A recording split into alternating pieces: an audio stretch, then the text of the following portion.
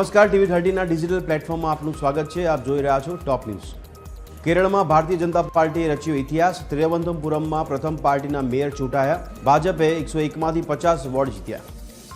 જમ્મુ કાશ્મીરમાં NIAનો ગુલામ નબી ફઈની મિલકતો જપ્ત કરવાનો આદેશ. ફઈ પર ભારત વિરોધી પ્રવૃત્તિઓમાં સામેલ હોવાનો આક્ષેપ છે. વડવાન અને ચટ્ટાબુગ સ્થિત મિલકતો જપ્ત કરવામાં આવશે. જયપુરમાં એક મસ્જિદની બહાર પથ્થરમારાની ઘટના. રેલિંગ હટાવ્યા બાદ ટોળાએ પથ્થરમારો કર્યો. 6 પોલીસ કર્મીઓને પણ માથામાં ઈજા પહોંચી હોવાના અહેવાલ.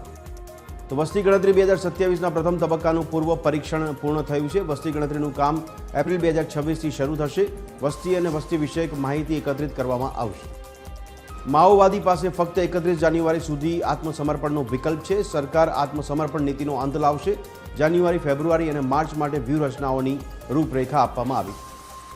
મુખ્યમંત્રી ભૂપેન્દ્ર પટેલે વડોદરાને આપી વિકાસની ભેટ. સયાજી નગર ગૃહમાં CMના હસ્તે ₹957 કરોડના કામોનું લોકાર્પણ અને ખાતમુહૂર્ત. તો કેન્દ્રીય ગૃહમંત્રી અમિત શાહ 28 ડિસેમ્બરે આવશે ગુજરાત. અમદાવાદના શહેલામાં નવી ટ્રંક મેઇન લાઇન અને SG હાઈવેના પ્રથમ તબક્કાના પાયલટ પ્રોજેક્ટનું કરશે લોકાર્પણ. બ્રિજના વર્તમાન સ્ટ્રક્ચરનું રિસ્ટોરેશન કરવામાં આવશે. હયાત બ્રિજની બંને બાજુ નવા 2 લેન નવા બનાવવામાં આવશે. ટ્રાફિકની સમસ્યા નિવારવા ડબલ બ્રિજનું કરાશે નિર્માણ. તો જામનગર મનપાએ ₹963 કરોડનો પાણી વેરો સરકારે નથી ચૂકવ્યો. મનપાએ જુદા જુદા સ્ત્રોતમાંથી શહેરને પાણી વિતરણ કર્યું પણ વેરો ચૂકવ્યો. ગુજરાત રેરાએ બહાર પાડી નવી SOP. મિલકત ખરીદદારની ફરિયાદોના ઝડપી નિકાલ માટે નવી SOP. હવે ઘરે બેઠા રેરા પોર્ટલ પર નોંધાવી શકાશે ફરિયાદ.